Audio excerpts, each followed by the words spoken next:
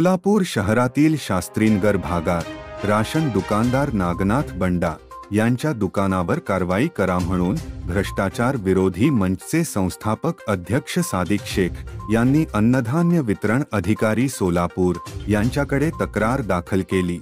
नमस्कार, मी सादिक शेख, भ्रष्टाचार विरोधी मंच महाराष्ट्र राज्य संस्थापक अध्यक्ष।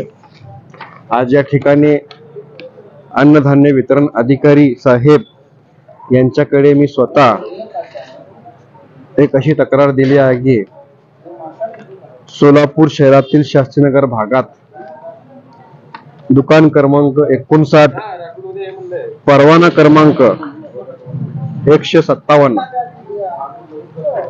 हे दुकानदार अनेक गरीब पीडित वंचित नागरिकांचा माल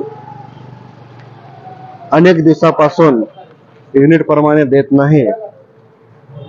कारण ज्या ठिकाणी ज्या राशन कार्ड धारकांचे 5 किंवा 7 नाव आहे त्यांना युनिट प्रमाणे जे माल मिळत आहे, जर एक राशन कार्डाला 40 किलो माल मिळत आहे तर त्या ठिकाणी हा राशन दुकानदार 30 किलो माल देऊन त्यांना अरेरावीची भाषा करून असं सांगतात की तुम्ही माझी तक्रार कुठे द्यायची तर द्या, मला कोणीही काही करू शकत नाही।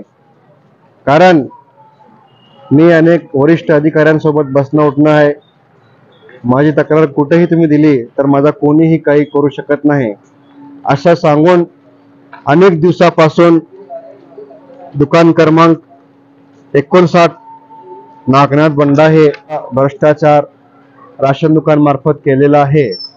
याआधी 4 दिवसापूर्वी देखील माननीय जिल्हाधिकारी साहेब यांच्याकडे मी स्वतः भ्रष्टाचार विरोधी मंचच्या वतीने तक्रार दाखल केलेली आहे। आज परत त्याच विषयावर अन्नधान्य वितरण अधिकारी यांच्याकडे देखील मी तक्रार दाखल केली आहे। उद्या पुण्याला जाऊन मान्य विभागीय आयुक्त व त्याचबरोबर पुणे परिमंडळ अन्नधान्य वितरण अधिकारी यांच्याकडे देखील नागनाथ बंडा दुकान क्रमांक 59, परवाना क्रमांक 157 यांच्या विरुद्ध तक्रार दाखल करणार आहे।